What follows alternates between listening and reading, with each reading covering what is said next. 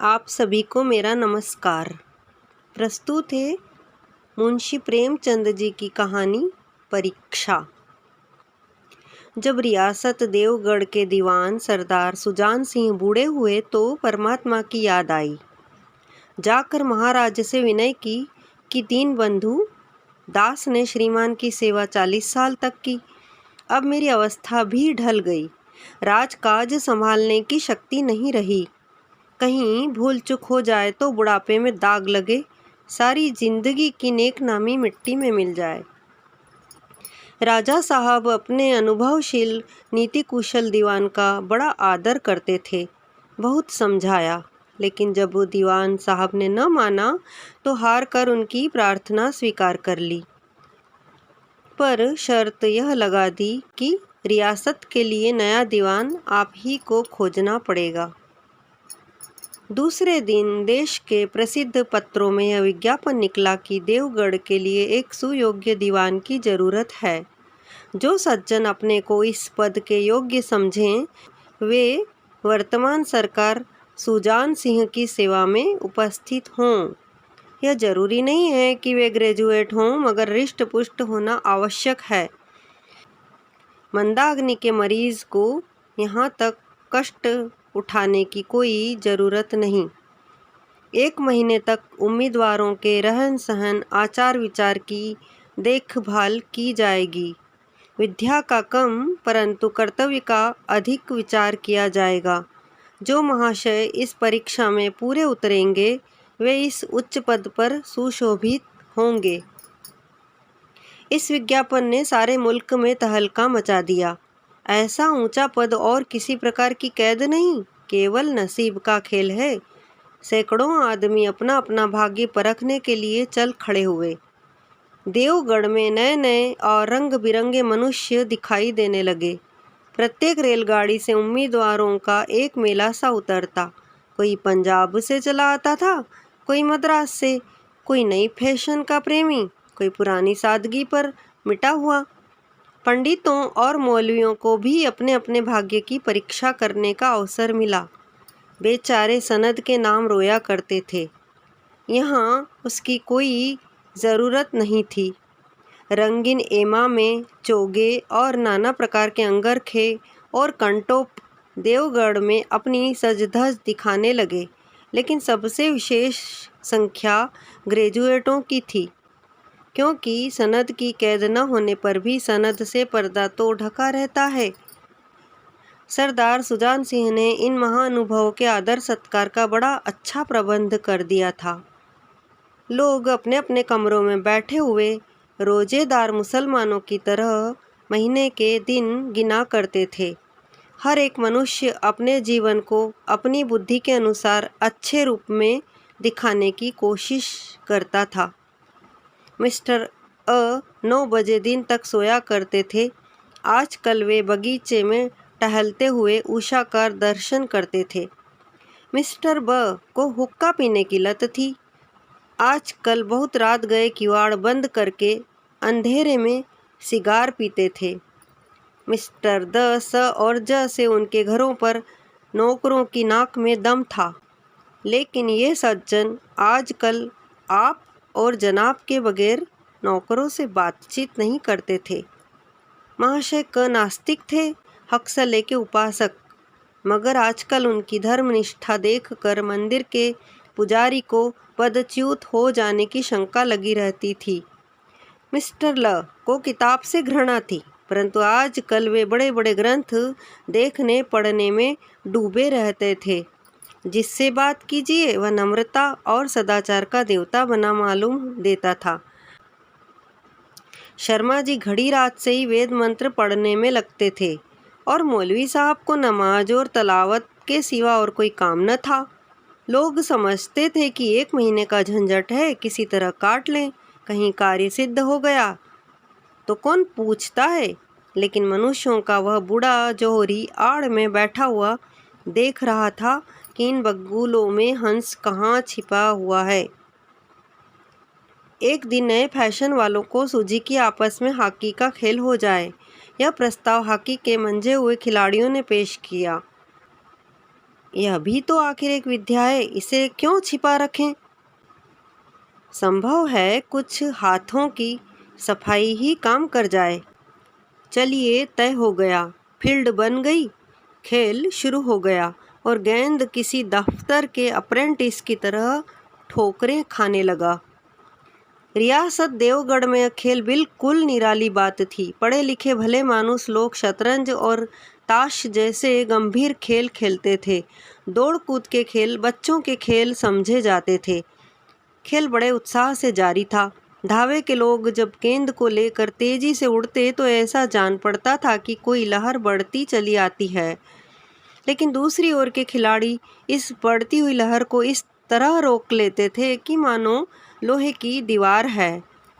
संध्या तक यही धूमधाम रही। लोग पसीने से तर हो गए। खून की गर्मी आँख और चेहरे से झलक रही थी। हाँफते हाँफते बेदम हो गए, लेकिन हार जीत का निर्णय न हो सका। अंधेरा हो गया था। इस मैदान से जरा दूर हटकर एक नाला था। उस पर कोई पुल न था। पथिकों को नाले में से चलकर आना पड़ता था। खेल अभी बंद ही हुआ था और खिलाड़ी लोग बैठे दम ले रहे थे कि एक किसान अनाज से भरी हुई गाड़ी लिए उस नाले में आया। लेकिन कुछ तो नाले में कीचड़ था और कुछ उसकी चढ़ाई इतनी ऊंची थी कि गाड़ी ऊपर न चढ़ सकती थी। वह कभी बैलों को ललकारता, कभी पहियों को हाथ से ढकेलता, लेकिन बोझ अधिक था और बैल कमज़ोर। गाड़ी ऊपर को न चढ़ती, और चढ़ती भी तो कुछ दूर चढ़कर फिर खिसक कर नीचे पहुंच जाती। किसान बार बार जोर लगाता और बार बार झुंझला कर बैलों को मारता, लेकिन गाड़ी उभरने का नाम न लेती। बेचारा इधर उधर निराश होकर ताकता, मगर वहाँ कोई सहायक नजर न आता। गाड़ी को अकेले छोड़कर कहीं जा भी नहीं सकता। बड़ी आपत्ति में फंसा हुआ था। इसी बीच में खिलाड़ी हाथों में डंडे लिए घूमते घामते उधर से निकले। किसान ने उनकी तरफ सहमी हुई आँखों से देखा, परंतु किसी से मदद मांगने का साहस न हुआ। खिलाड़ियों ने भी उसको देखा, मगर बंद आँखों से, जिनमें सहानुभूति न थी। उनमें स्वार्थ था, मद था, मगर उदारता और वात्सल्य का नाम भी न था। लेकिन उसी समूह में एक ऐसा मनुष्य था जिसके हृदय में दया थी और साहस था। आज हॉकी खेलते हुए उसके पैरों में चोट लग गई थी। लंगड़ाता हुआ धीरे धीरे चला आता था। अकस्मात उसकी निगाह गाड़ी पर पड़ी। ठिठक गया। उसे किसान की सूरत देखते ही सब बातें ज्ञात हो गई। डंडा एक किनारे रख दिया, कोट उतार डाला और किसान के पास जाकर बोला, मैं तुम्हारी गाड़ी निकाल दूं? किसान ने देखा एक गठे हुए बदन का लंबा आदमी सामने खड़ा है। झुक कर बोला, हुजूर, मैं आपसे कैसे कहूँ? युवक ने कहा, मालूम होता है तुम यहाँ बड़ी देर से फंसे हो। अच्छा, तुम गाड़ी पर जाकर बैलों को साधो, मैं पहियों को ढकेलता हूँ। अब भी गाड़ी ऊपर चढ़ जाती है। किसान गाड़ी पर जा बैठा। युवक ने पहिए को जोर लगाकर उकसाया। कीचड़ बहुत ज़्यादा था। वह घुटने तक जमीन में गड़ गया, लेकिन हिम्मत न हारी। उसने फिर जोर किया। उधर किसान ने बैलों को ललकारा। बैलों को सहारा मिला। हिम्मत बंध गई। उन्होंने कंधे झुकाकर एक बार जोर किया तो गाड़ी नाले के ऊपर थी। किसान युवक के सामने हाथ जोड़कर खड़ा हो गया। बोला, महाराज, आपने आज मुझे उबार लिया, नहीं तो सारी रात मुझे यहाँ बैठना पड़ता। युवक ने हंसकर कहा, अब मुझे कुछ इनाम देते हो? किसान ने गंभीर भाव से कहा, नारायण चाहेंगे तो दीवानी आपको ही मिलेगी। युवक ने किसान की तरफ गौर से देखा। उसके मन में एक संदेह हुआ, क्या यह सुजान सिंह तो नहीं है? आवाज़ मिलती है, चेहरा मोहरा भी वही। किसान ने भी उसकी ओर तीव्र दृष्टि से देखा।